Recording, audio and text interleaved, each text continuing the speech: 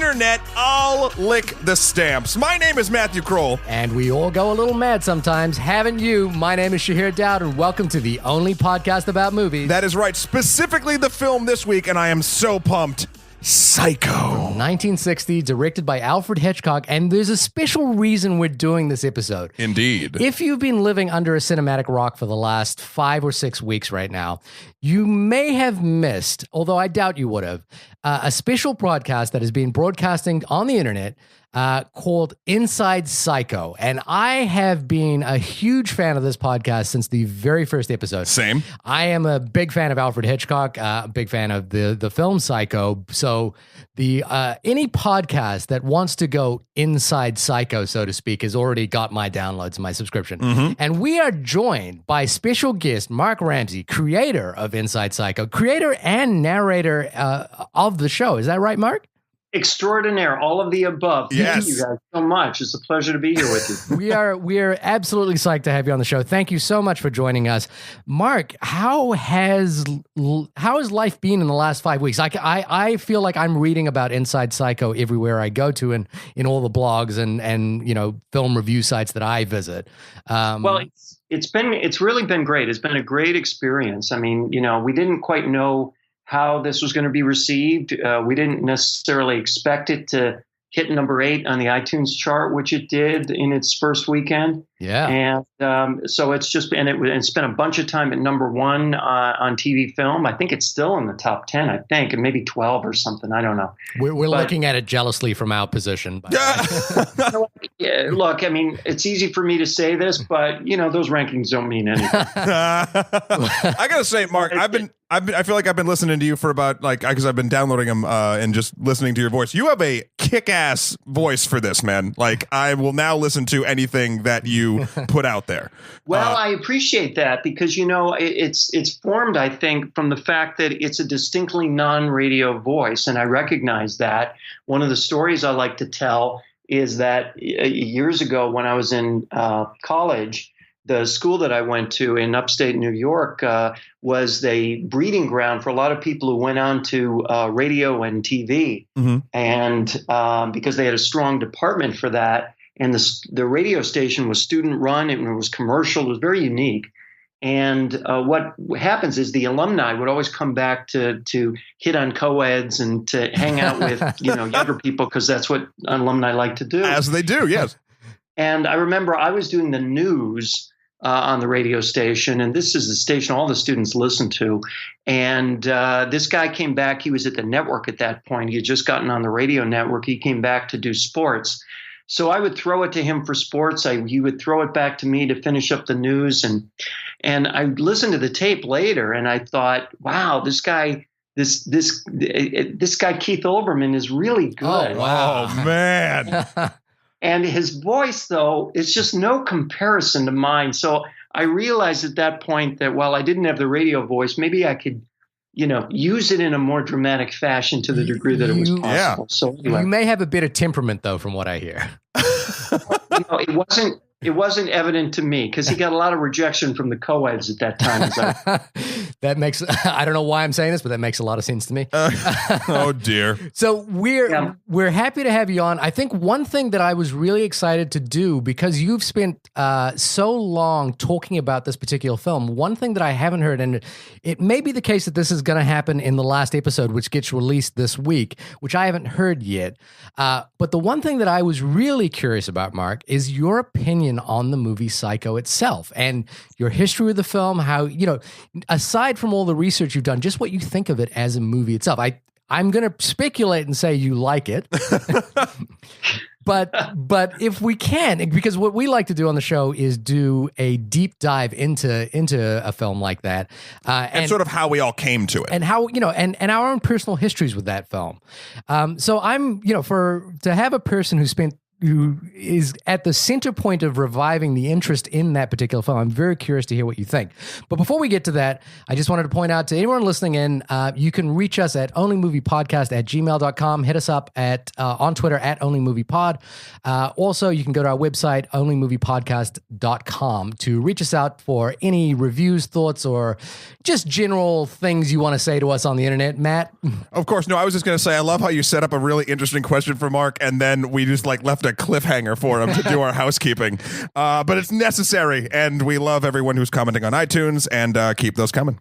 But yeah, so Matt, 1960s, Psycho. You weren't born yet. I wasn't born yet. Of course. Tell us what the IMDb synopsis of this movie is. Oh, we're doing that? Okay. Yeah, All right. We do this too, Mark. The IMDb is very on and off with its actual the one-sentence descriptions. So basically what IMDb says is a Phoenix secretary embezzles $40,000 from her employer's client, goes on the run, and checks into a remote motel run by a young man under the domination of his mother. Well, it could have been hotelier finds difficulty keeping rooms occupied. Well, what you just said is a great point, which is that this film, it is the touchstone for perspective shift in cinema history. And I think I like to think about it, sort of in the same breath that the Great Train Robbery might have done for film goers, in the silent era, is that it really changed what they thought cinema could do. Right. And that perspective shift that I'm going to get Mark to talk about a little bit is something that's quite known to the film, but it's also obviously an Alfred Hitchcock movie. Sure. It's probably his most famous film. Mark, can you tell us a little bit about your interest in Psycho? When did it start for you? Well, I think it goes back to kind of a related question, which is why this movie for this podcast? Okay, yeah. And because I think it's about more than just interest in the movie, because everyone's seen Psycho. Everyone has some admiration for it who's interested in the genre, the category, the classic film. I mean, you name it, famous directors, big box office winners, classic movies, classic thrillers, classic horror of any kind, horror that had influence on the future. I mean, it is a touchstone for so many things. I think that I had this idea. Mm-hmm. Well, let me back up. I felt like that what you tend to hear on podcasts was kind of one useful manifestation of what people are interested in, but not universal, not everything that they're interested in. I thought, for example, that how come what you see on TV is so different from what you hear in podcasts? How come the top of what's on the podcast charts bears little resemblance to kind of the top of what's on television ratings? And I thought, well, why is there so much of similar kinds of programming on podcasts, and why isn't there more variety? And I thought specifically the one thing was absent was something that was really kind of deeply ambitious and story based. In other words, a beginning, a middle, and an end that had some roots in the familiar. Mm-hmm. Right. In other words, it wasn't an original radio drama. It wasn't, in fact, a radio drama at all. It wasn't, a show like this with a bunch of people talking about something that they're all interested in. It was something different.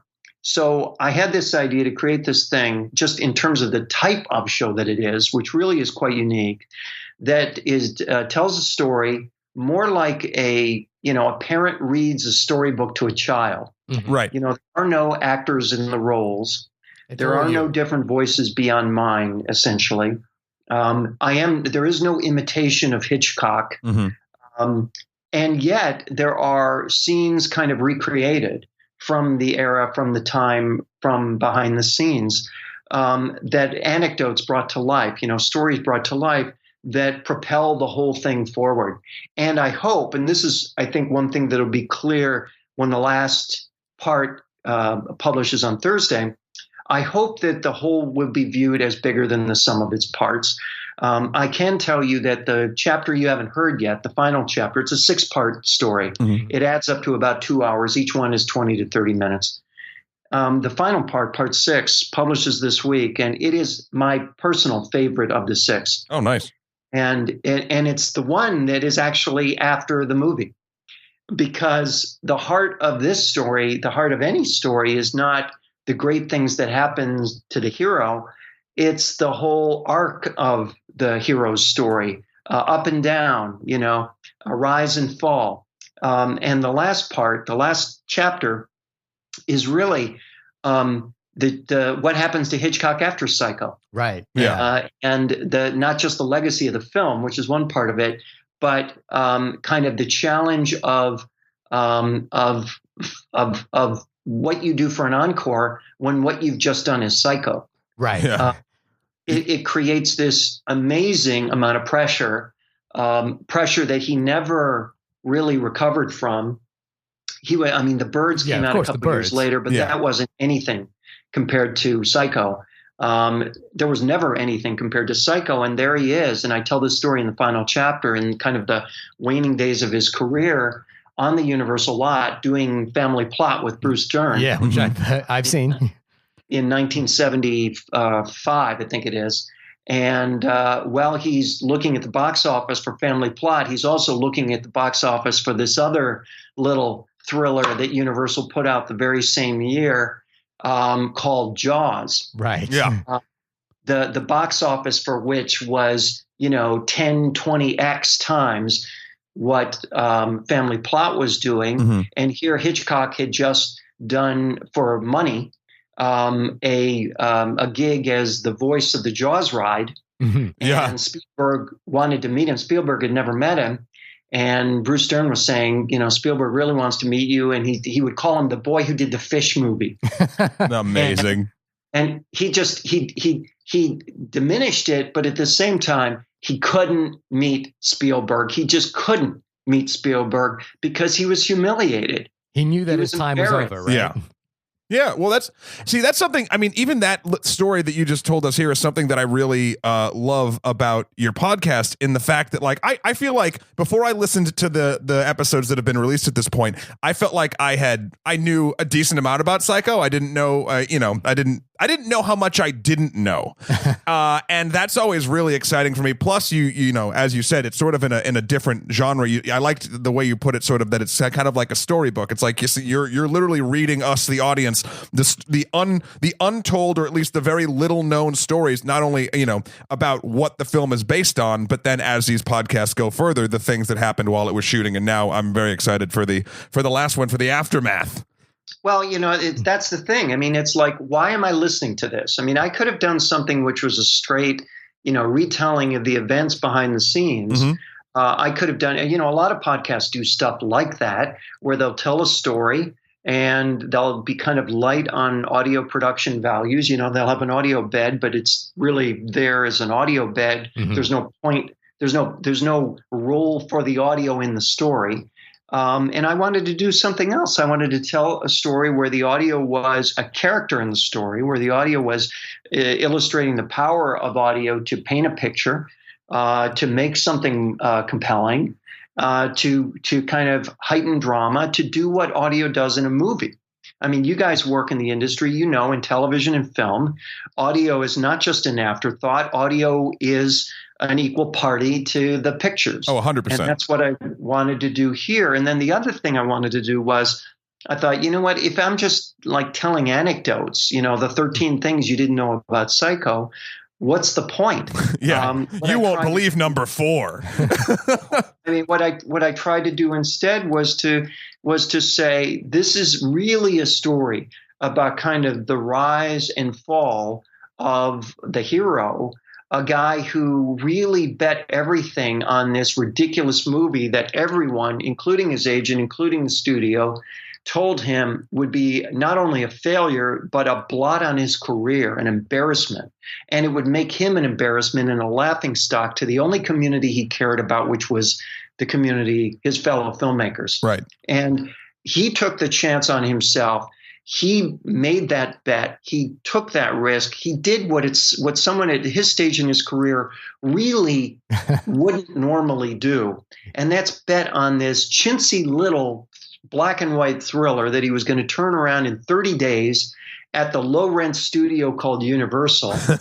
He was coming from Paramount with Cary Grant and, a Technicolor, and here he was, a bunch of marginal stars, tons of no stars, and then a couple of marginal stars. At one point, things were so bad, and his doubts were so great, he literally pondered cutting it up into episodes of Alfred Hitchcock Presents and putting it on TV. I mean, that's where he was, and then for it to have the success that it had is awesome. But then there comes the fall when you realize now you've got to come up with something else. And that whole arc, that whole kind of story struck me as not just a story of a filmmaker, but it's a story of anybody who takes a chance on anything. It's a story of any entrepreneur. It's a story of any creator. It's a story of any writer, any screenplay writer, any filmmaker, any musician who wants to put something out there into the marketplace against all odds, against all better judgment, in the hopes, in the prayer that it finds an audience and it works. And then if it does, the greatest burden they have is, what do I do for an encore? Yeah. How do I Can we do it again? It's interesting. I guess when I first started listening to your podcast, Mark, because you start on this episode that is very much about Ed Gein, and it's interesting to hear you talk and discuss that, essentially Hitchcock is your protagonist. Hitchcock is the hero of your story. And I'm hearing you say that has kind of made me rethink the structure of your episodes, which feel a little more almost jarring in the way that Psycho is jarring, in the way that it kills off its lead, within the first, 40 minutes or 20, 30 minutes. And in the way that, your podcast starts out as this sort of very grisly story of Ed Gein, who's a person that we've kind of know through folklore, who's been the inspiration for not only Psycho, but The Silence of the Lambs, The Texas Chainsaw Massacre. And then it shifts gears into how Ed Gein's story became important for this one man. And I guess, this comes back to that initial impulse question, which is that obviously you had a genre, a thing you wanted to achieve at a very pragmatic level, but obviously there must have been a crossover of interests for you in this particular story. The story of a filmmaker, the story of a serial murderer, the story of the process of making a film, and the story of what you do after massive success. I'm curious, like, from your personal background or just your personal interest, where you came to decide that Psycho or Alfred Hitchcock was the avenue to talk about this story. Well, and it had to be something. Could have been anything. You could have done the history of Star Wars. Well, the difference there is that, look, I am a horror buff, right? And I do feel like audio is uniquely powerful, or it could be, I should say, uniquely powerful in that genre. Mm-hmm. And again, just take the audio track off any horror movie, mm-hmm. and I challenge you to find any scares in it. It'd be very hard. So I knew I wanted to go in that, and I think what the Ed Gein, the fact that the Ed Gein story plays out over one full episode is partially related to the fact that one of my goals here is to scare people, right? Mm-hmm. To show that in fact it can do that. I've listened to a lot of so-called horror podcasts that are kind of built for drama, and I don't find them generally that scary. And I really wanted to prove a point here. And when you get into the final episode, we return to Ed Gein at a particular point in it, and I think it'll be effective. So I wanted to kind of prove that, over the years, if you listen to ancient radio stuff, you'll hear things like Arch Oboler, mm-hmm. who is one of the kind of historic figures in this space. Who is the man who famously, and one day I'll rip this off with credit, famously did a show, I think on Lights Out or something, of a character being turned inside out. Right. And, the ability of audio to create that picture can't be duplicated by any amount of CG. Right. Yeah. No, it's the most powerful CGI machine in the world is your own brain, and audio is specifically designed to tickle that brain. After all, I mean, look at even, getting back to Jaws. Okay, well, the shark wasn't working, which is why you didn't see the shark very much. But how many times has Spielberg said, thank God the shark wasn't working because I made a much better movie as a result of the shark not working than if I had the shark all over the place.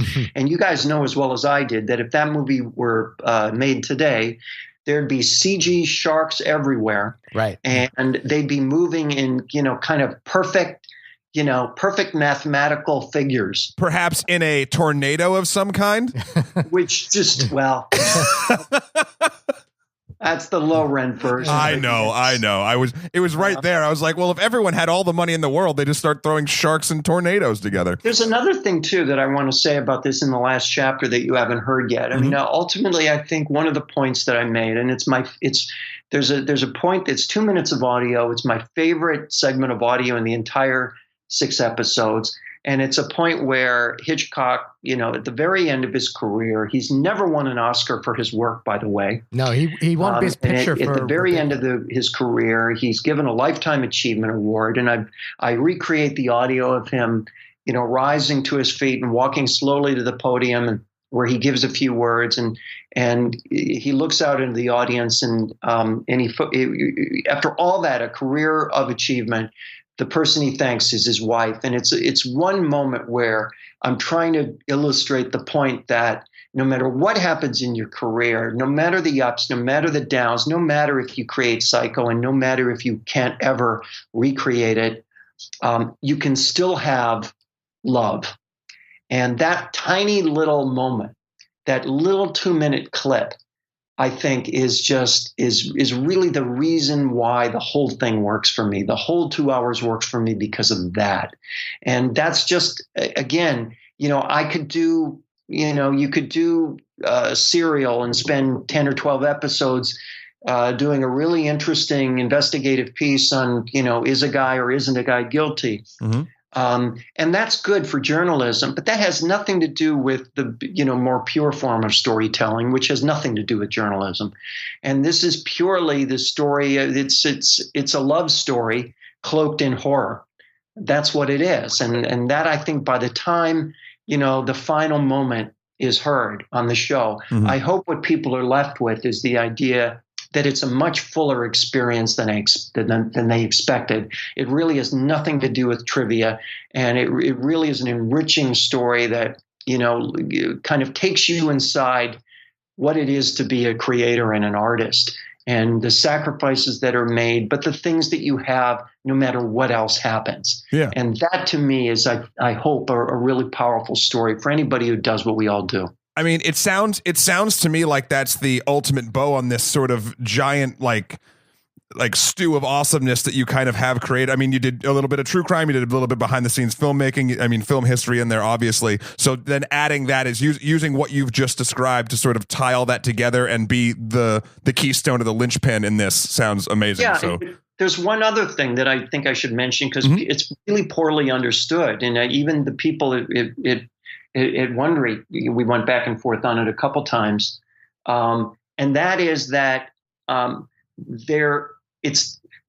view this as a biopic without pictures. Oh yeah. And when you see a movie, and it's about something true, you don't expect every line of dialogue to be accurate. You don't expect every scene to be accurate. You don't expect every character, in fact, to exist. And that's the way I did this. And I think people listening to it, people have asked me, well, wait a minute, did that happen? Is that true? Did so-and-so actually say that? When Hitchcock had the film canister in his hand? Right, and he wanted to send it to the MPAA. Yeah. From the censors, did he really just toss it up in his hands and then put it in an envelope and send it back? Well, the truth is he didn't make any changes, but that little flourish of, no, he just threw it up in the air. And then he turned it around, he put it back in an envelope and sent him. I mean, that's artistic license. And there's a lot of artistic license in this because, and for some reason people are confused because they can watch a movie with so-called actors, and they kind of give it the permission to create that artistic license. But for some reason, I think because so much of what podcasting is is true life. So much of it is journalism. People expect it's all literally true, not just figuratively true. And I don't get that. So I also wanted to make a point to say that you can tell a story where you're telling where the events of the story create a larger truth. And that larger truth is, in fact, the purpose of the story. And that larger truth is absolutely true. But how you got there, of course, yeah. And it's funny because this has led to some interesting conversations. And without going in any details, which I'm not privy to do, there was one conversation I had in LA with a Hollywood agent and his client who was an actor. Okay. And this actor is in a TV show that everyone would know. Mm-hmm. They would recognize this guy. And he has a private project, a pet project that he wants to bring to life. And he has a script that he wrote. And the thinking was, well, if we can't get this project off the ground, what if we did a podcast version of this project? And because if that got off the ground, then the podcast serves as source information just the way a graphic novel does, just the way a book does, just the way a play does, just the way a musical does, you know? It's part of the whole portfolio of things that end up being turned into movies. Right. And when I said to him, you realize not every minute of this is true, right? He said, of course.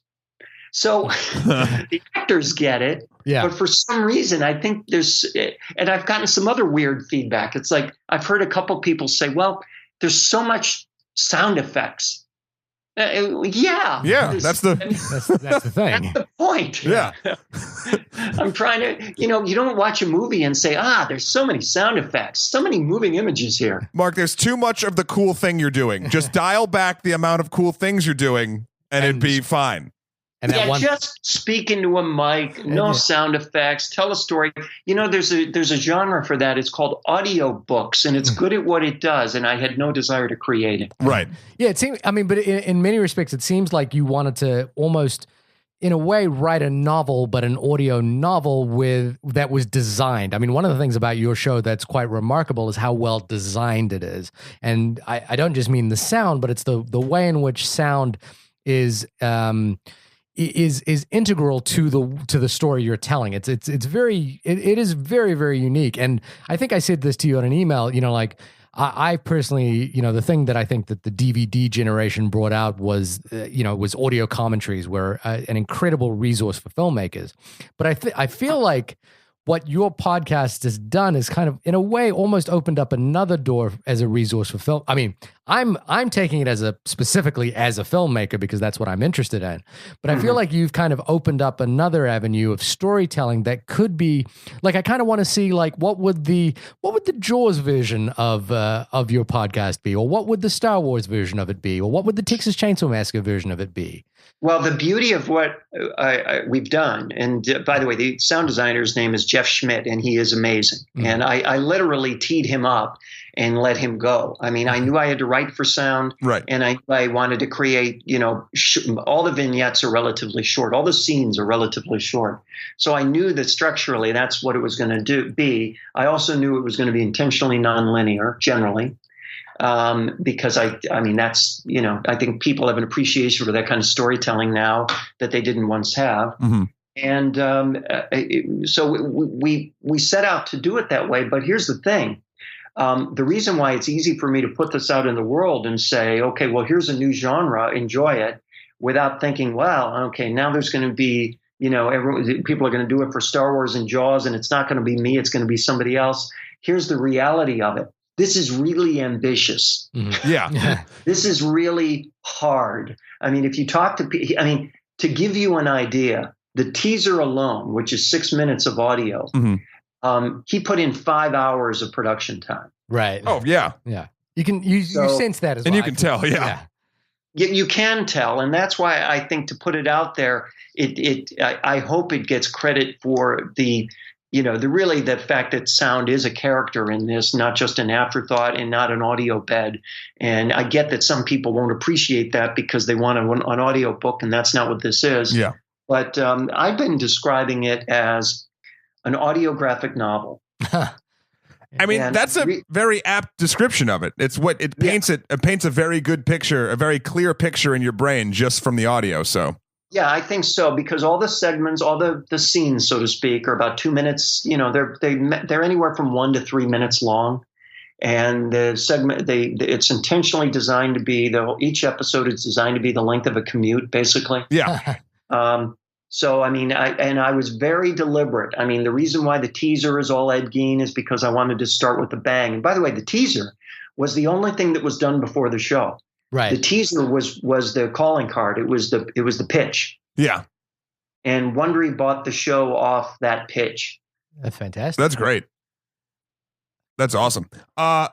I wanted to actually ask you, because you've now become my de facto on all things pretty much Psycho, obviously. But after listening to all your stuff, and maybe this is even coming up in the last episode, I don't know yet. But if I was wondering, this is sort of an odd side question. If you had if you could ask sort of Hitchcock one question about Psycho that you weren't able to sort of answer or find out about in your research, what would that be? Well, I think I would want to know from him. I mean, there's a thread throughout a lot of these episodes of fear. Yeah. Mm-hmm. And it's fear of failure, fear of humiliation, fear of embarrassment. And that's easy for you and me to have that. It's another thing for someone as celebrated as him to have that. And I think what I would ask him is just, I kind of place that as a halo over him and what his work on Psycho, in and around Psycho. And there are, various resources that indicate that, a lot of that is true. I think the question I would ask is just how much did he feel it? I mean, how afraid was he?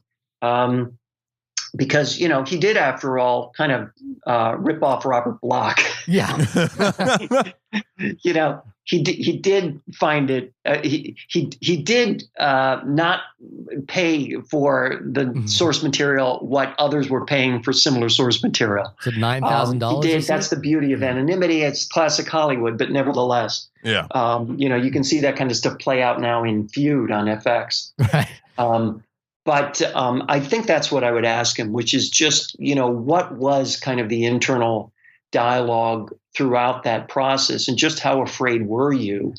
And I don't know if I would get an answer. I've been thinking about, as we're on the cusp basically of being renewed for another season, mm-hmm. and we're just kind of working out some of the financial details. And if I pick something where the filmmaker is still alive, which is likely, mm-hmm. Then I'm going to be in the position of having to ask that question. Right. Yeah. And that's going to be interesting, because I think most of these guys aren't in the business of being that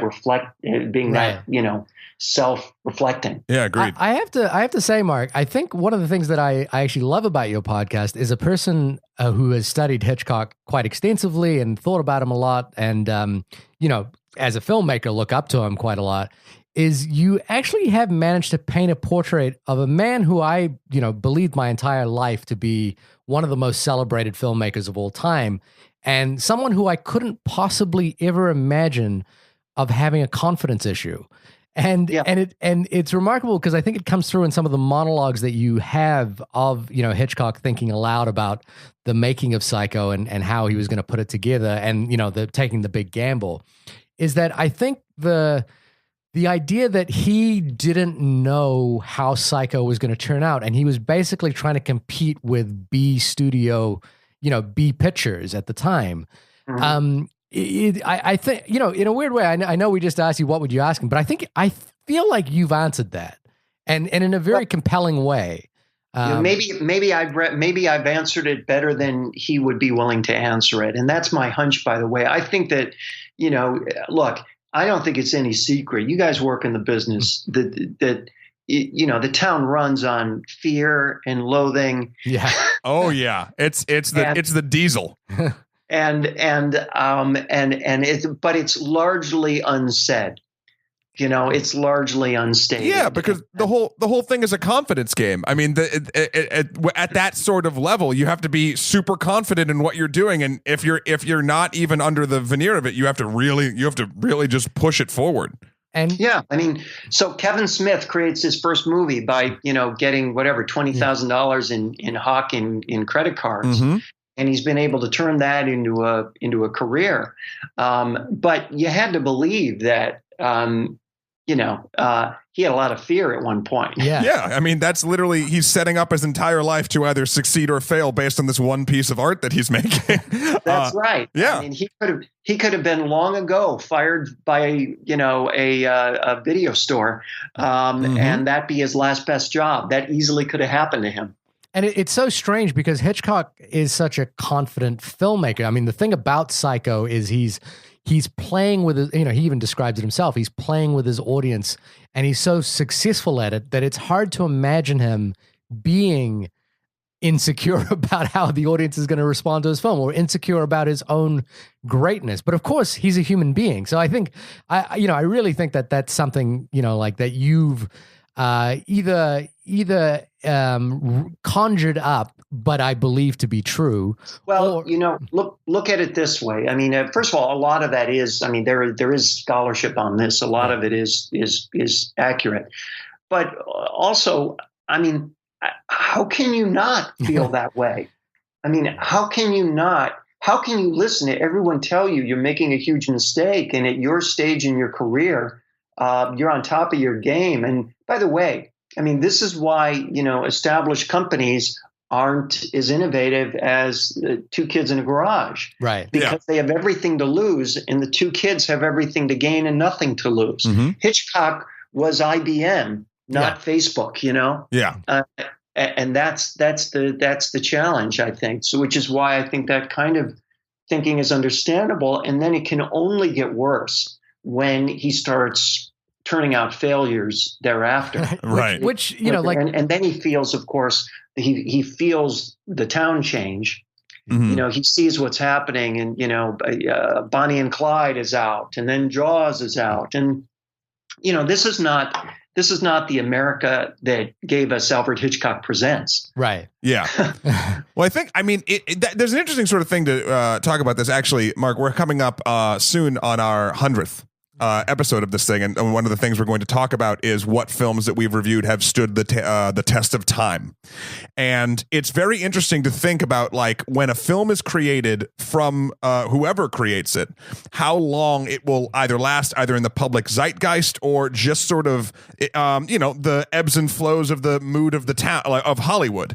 And Alfred Hitchcock, for me, is something that has really, how do I put it? Stood the test. It stood the test of time, but you can also see that even these prolific directors and creators of pieces of art that we will love now and will love forever also have that time in their career where they do start churning things out that aren't as renowned or fail outright.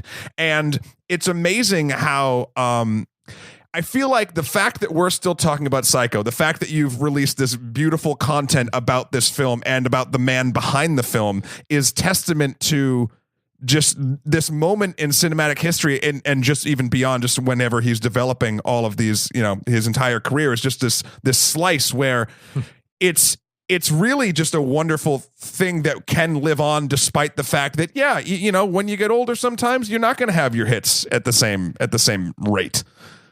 Well, he was no spring chicken even when this came out. Yeah. I can't help but feel that, a filmmaker like, and again, this is just me speculating, but even a filmmaker like Steven Spielberg is, to a degree, picking his projects for prestige because he knows it's easier for him to create prestige than necessarily create box office. If prestige is accompanied by box office, great. But if it isn't, at least he has prestige. Of course. And Spielberg himself is kind of at that point that Hitchcock might have been when Psycho came out. I mean, he's actually a little bit later than that now. I think so. And he, and I think the conversation that happens for an artist at that age, it falls away from innovation and more into legacy. Like, what is the legacy I'm going to leave behind? Because I know I only have a few films left. What am I going to occupy the last few films of my life with? And I think the thing that you've pointed out is that Hitchcock was an older man, and he was basically, he saw the tide turning against what he does. I mean, North by Northwest and Vertigo are classic, beautiful studio pictures. And Psycho, by all accounts, is an ugly movie. It's a grisly, ugly little film. But for him, for such a prestigious filmmaker to kind of like jump in and do that is a remarkable, I guess, a testament to his ability to understand what the zeitgeist is. And yeah, I think that's true. And I mean, he spent a bunch of time after that movie came out with the marketing people. I mentioned this in one of the episodes, trying to reverse engineer it and, find out, well, how do we do that again? Of course, William Castle built a career on trying to puzzle that out. But the other thing I think that Hitchcock did is he committed himself completely to the success of this movie. He knew that there was no star other than he himself. Right.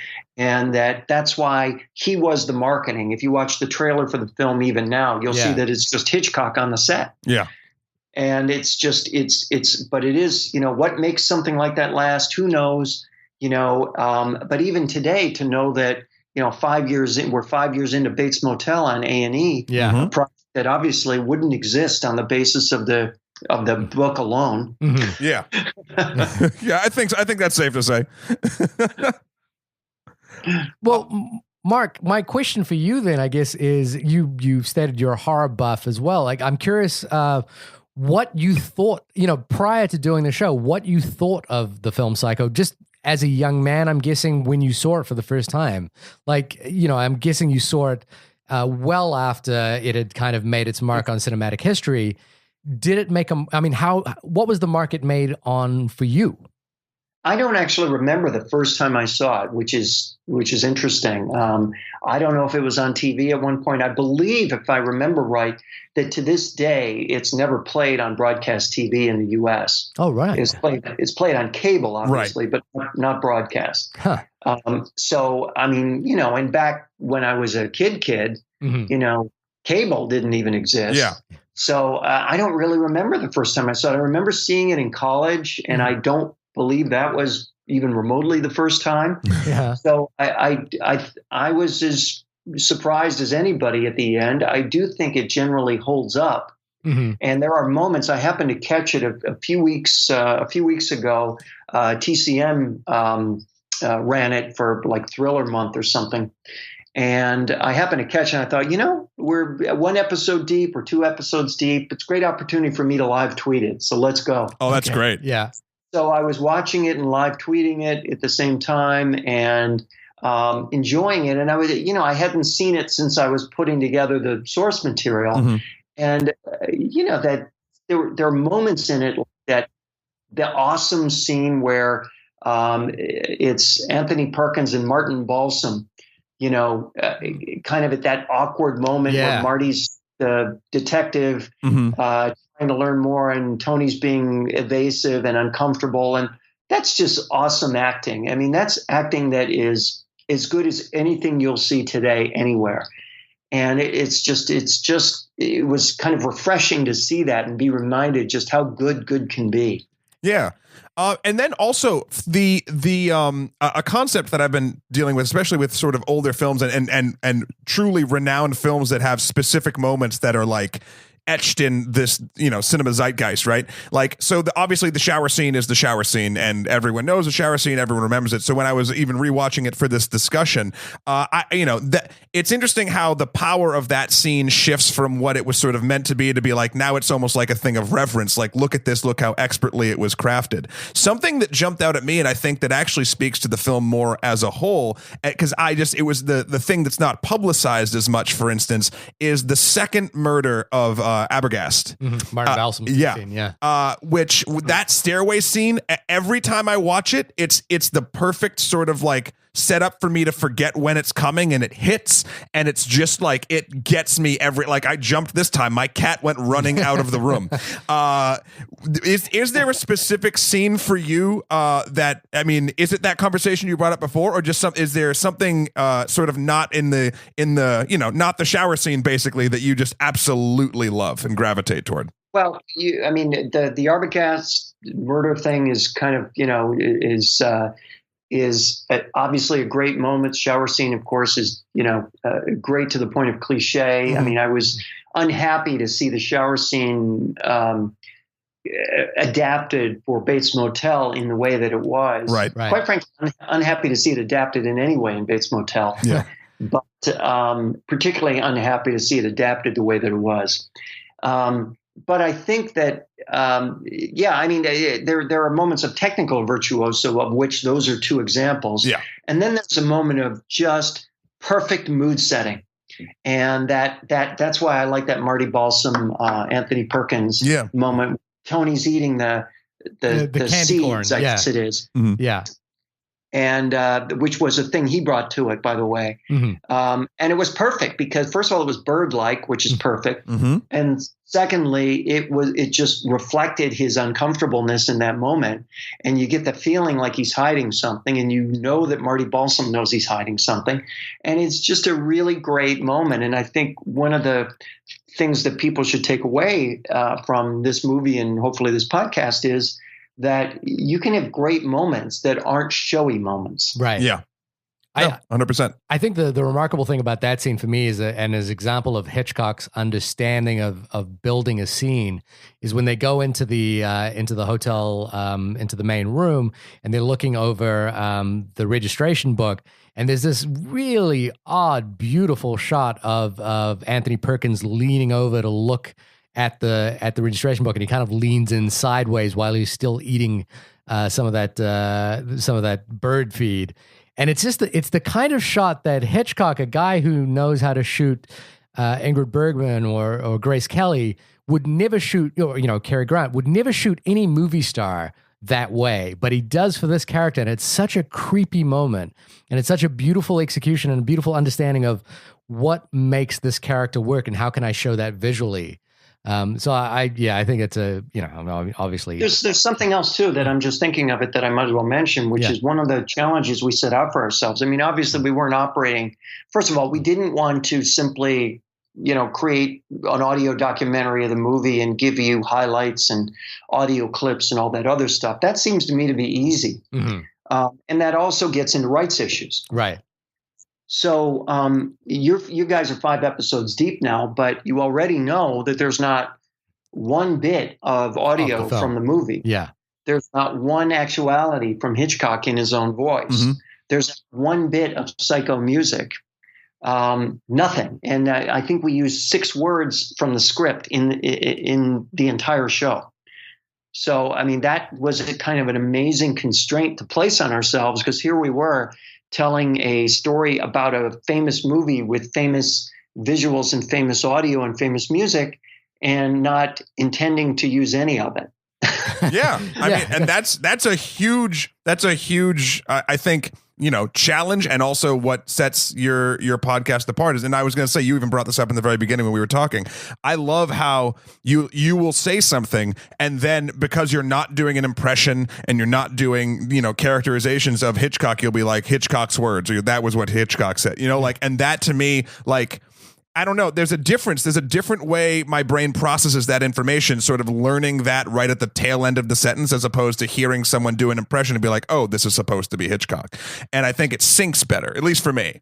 In my case, I never did an impression, but I did at some point, play both roles, let's say. Yes. Yep. Whatever was appropriate. If there was a moment I wanted to dramatize or illustrate, then I played the roles, but I played the roles with my own voice. Yes. And then there were other moments where there were certain phrases or quotes or whatever that I thought were particularly apropos, and that's when I referenced them the way you indicated. Yeah. I think I just have time for one more sort of side question for you, sir, and that is, obviously you've mentioned and proven you are an incredible horror film buff. I'm curious, is Psycho your favorite horror film? And if not, what is? Wow, that's a really good one. What is my favorite? Well, what films are you tossing around for season 2 in that same, is it going to be a horror film, or is it not even? The second question I'm not going to answer. Okay. All right. Well, we can just answer the first one. I have a very specific idea, and, I'm looking for something where there's a suitable amount of scholarship and, of course, some interesting stories to tell. And I definitely have one in mind. In terms of the answer, favorite. You could do top 3. Favorite's hard. I'm really partial, and I'll give you a couple, and one of them will surprise you. Okay. But I'm really partial to the old Universal classics, and I mean the original ones. I'm really partial to the Hammer spin-offs thereof. Yep. And I'm really partial to Night of the Living Dead. Yep. Of course. Because of its broader message. And just the sheer nerve. Yeah. Yeah. Uh-huh. To make that zombie That they film had in to that do that. context. Yeah. And then finally, I would have to say that one of my favorite underrated Christopher Nolan movies is also in that category, and that is the movie The Prestige. It's a fantastic movie. So good. I wouldn't necessarily classify it as horror, though, but I'm interested to hear you spin that. I kind of would, yeah. Well, I mean, it has those elements, though. I think, look, horror is at its best when it's more than just horror. Right. I mean, Night of the Living Dead was, a lesson in culture. Yeah. And a lesson in civil rights. Yeah. And so the more something is narrow to its category, the less interesting it is. I mean, Jaws, is that a horror movie or a thriller or more than all of the above? Yeah. I would argue that it is. Yeah, it straddles. Yeah, and so I think that's why I look at something like The Prestige, which I feel like never really got the credit it deserved. And to watch it again today is just to be awestruck by how brilliant it is. And then to see that kind of stuff play out for obvious reasons in some of the stuff on HBO right now. I mean, it is worth seeing again for anybody who hasn't seen it in a while, for anybody who hasn't seen it, pick up The Prestige or stream it. Yeah, it's available on Amazon. I know. I don't think it's Prime, but it's actually it's coming to Netflix. I think this month or next month. So, well, there we go. So makes it no excuses. I'm curious what you think of the current state of horror. Like, are there any recent horror films that have actually floated your boat, or are you kind of not that interested? Well, I like a lot of the stuff that's coming out of the Blumhouse team. Of course, yeah, we talk about them all the time. They are. I mean, you can look at the bottom line is this: you can tell when they're really trying to make it good. Mm-hmm. Yeah. I think what's unfortunate is that it's been a while since Silence of the Lambs, right? And I guess I've got to add that one to the list too, right? Yes. Yeah. But if you really reflect that was what, like 91 or something? Yeah. Silence of the Lambs. I mean, it's been an awfully long time since there's been a horror movie out. I think, correct me if I'm wrong, where you will say, wow, this could actually be an Oscar nominee. Right. This could actually win Best Picture. It has, yeah. I think it's been way too long since especially out of America, there's just been nothing in that category for a long time. The only film I could think of is that P.T. Anderson often refers to There Will Be Blood as a horror movie. And whenever he does that, I kind of reframe my thinking of that movie a little bit. I guess I like some of the stuff Paul does, but I would put that in the category of a boring horror movie. Oh, well, that's a conversation. I'm right there with you. Well, Mark, thank you so much for coming on the only podcast about the film Psycho, which is not true blatantly here, but that's okay. We did the research in our own lab, and we can just put the asterisk next to it. When you are not schooling the world on the wonderment that is Psycho and Alfred Hitchcock, Mark, where can folks find you? Well, you can find connect with the show on Twitter at It's Insidepsycho and Facebook /Insidepsycho. And I've got my own company that does a lot of stuff in the audio space called Mark Ramsey Media, and I'm working with Wondery on this project and others. And, Wondery has a lot of good stuff out there. So I think those are all kinds of places to check in and stay current. And if you check in on the podcast and download it now, I hope to continue to keep updates going between now and the fall, because if we do this deal and we get in line to produce the next series, it would be crazy not to release it in October. Oh, right, yeah. Halloween. 100%. Oh, and is that a slight hint at what the movie might be? Stop trying to pick the man's brain. It's a secret.